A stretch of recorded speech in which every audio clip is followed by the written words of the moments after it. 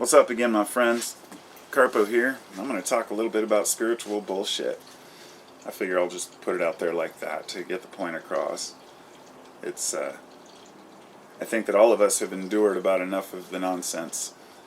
Those who have, when I use the term spiritual, I use that as kind of a joke. When a person says, "Oh, I'm spiritual," or "We're spiritual people," and I ask, what does that really mean? Now, I want to start off with saying I went through a very strong spiritual stage in my life, or what I considered a spiritual stage, until I realized that it was there all along.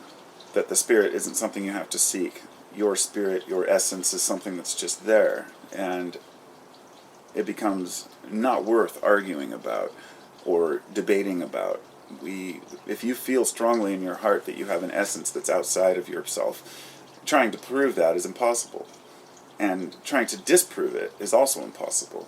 So we go on with making a choice of what we want to believe about ourselves and our ether, if you will, the akasha, the records that hold all the information that supposedly has ever, been uttered by any person. These are all really interesting concepts, but they're metaphors. The idea of akasha, or the akashic records, as well as the idea of reincarnation.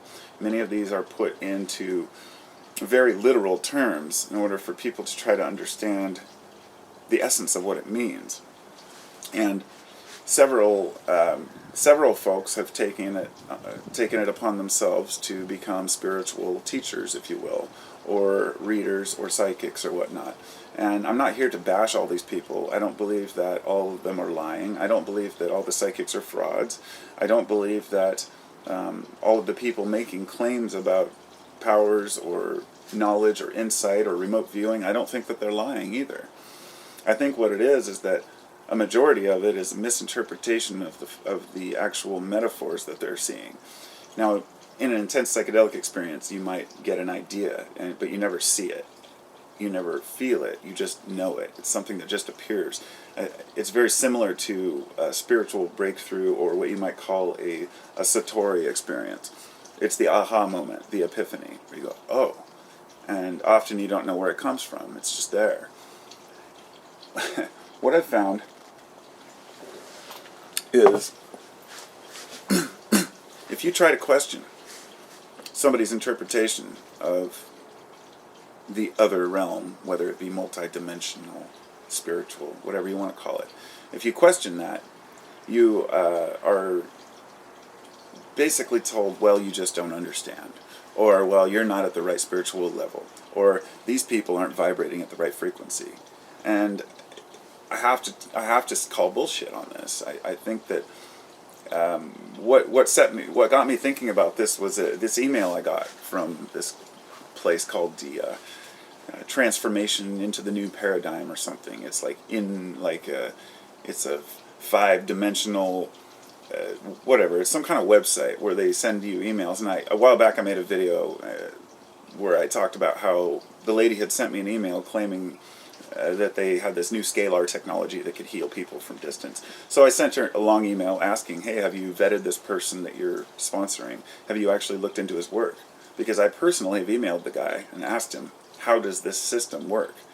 And he claims you send him a picture in the mail, he sets it on this machine, and he says this little thing, and it sends out signals that assemble all the nutrients in your body that you need, and gets rid of any diseases you don't need. And then he has like 1 or 2 people on there that say, oh yes, I tried this and it really seemed to work, from Joe Blow in Missouri, And when I asked the lady about it, she said, she acted curious, like, oh, well, I'd like to look more into it. But when I actually showed her that it was bullshit, she just ignored me. And this is how I feel that the spiritual alternative community, what you might call the New Agers, which I hate using that term because it's not New Age, it's just the same old beliefs wrapped up in a new picture. But I got an email yesterday about Dolores Cannon. Dolores Cannon is an old lady. I don't know, she's in her probably 80s. I'm not sure her exact age. She's been claiming to be a psychic, or that she communicates with the ether or whatever, for maybe the last 40 years or something. She's really well known. And she claims that she has a subject that she can put into a trance, and that he is the reincarnation or the essence of Nostradamus. So she was asked all these questions by this guy that was invited to one of these things, and he says, well, she says, yeah, Nostradamus says that, he's in a, that he lived in, and he worked in this dark, dank, room in this cold climate. And the guy was like, well, actually, right here, Nostradamus lived in the Mediterranean. He hated cold, dark climates. And she would just blow that off and be like, well, your history is wrong. These are the kind of things that we, when a person, some of these psychics and whatnot, they'll say, if something isn't 100% correct, rather than say, well, I may be wrong, they'll try to defend it, and they end up convincing themselves that this is true. I find this bothersome because people really want hope, and what happens is people are cashing in on hope. They've been doing it for a long time. If you want to pay $111 for this class, it's always in 111, 222, or 444. They use these numbers to try to say, oh, it's a spiritual connection, A while back they had these emails they were sending out where they were doing a Nile cruise on like a luxury yacht. And they were supposed to teach you how to get in touch with your true meaning of life. It says, you will leave knowing your purpose in life, and you will be fully complete. The suckers that fall for this, sure, there's a sucker born every minute. If you want to spend $5,000 on a cruise thinking that's going to make you more of a spiritual person, then that's your fault for making that decision. But I've talked to people personally who, I remember one guy a couple of years ago, he said, I made a video about something just like this, and he said, thanks for making this. He's like, I got fooled. I spent something, I think he said spent like $100,000 over a period of a couple of years on all these different enlightenment classes and groups, and trying to find himself, and he realized he was there all along. That we don't need these half-assed psychics to tell us what our purpose is in life. Now, it may sound like I'm harping on all psychics, and I'm not. I know that there are many people out there who gain some sort of a metaphoric visual representation of the past, the future, whatever it may be, but cashing in on names like Nostradamus is just, of course, we can see right through that. It's silliness. There have been several cases. I mean, I'm not going to go into the various occult type beliefs that came around in the 1800s and the early 1900s, but it was very popular in the U.S., especially in California, that the occult was like the hip thing to do. And that's why there was so much of it in the movies and elsewhere. It's not always a conspiracy or a hidden group. It's just that people like exciting, eccentric things, and they like to use them. They like to use symbols and ideas and metaphors because it's who we are. But there's a small group who always think that they seem to know better than the average person. And then there are people who believe them. And I don't really know what else to say about it except just be cautious. My only point here is to remember that there are millions of people out there with different ideas of where we come from, where we're going, and what we should be doing. But I truly believe only the individual can find their path. This is the reason why I don't believe in going to a psychic or a palm reader or trying to have your future figured out. If you're here in this reality, why would you want to know anything about your future? This is what we're doing. This is where we're at. Make it work.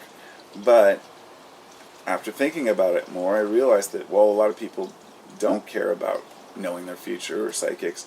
There are many people who do, and a lot of those people are unhappy in life, and they're trying to find somebody that can give them hope. So once again, it's cashing in on hope. And it doesn't mean that the person's weak-minded. It doesn't mean that they're dumb. It just means that we're all suffering a little bit together, whether we like to admit it or not. And giving each other hope is very important.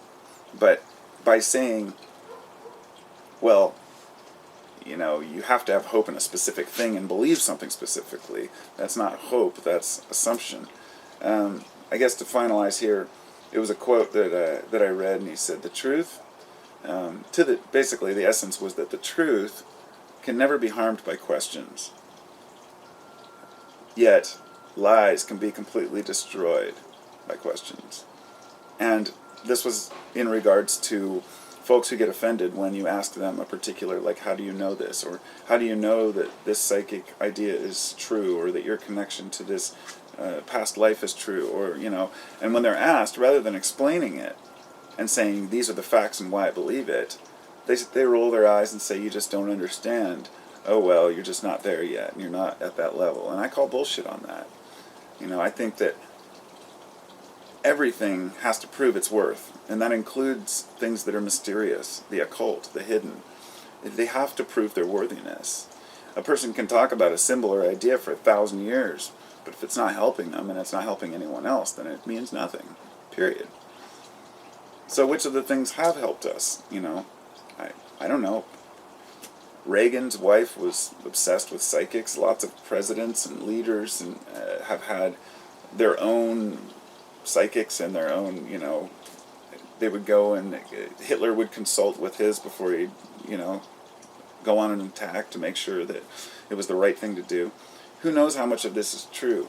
Who knows how much of it is false? But I do know that when you're cashing in on it, it becomes a problem.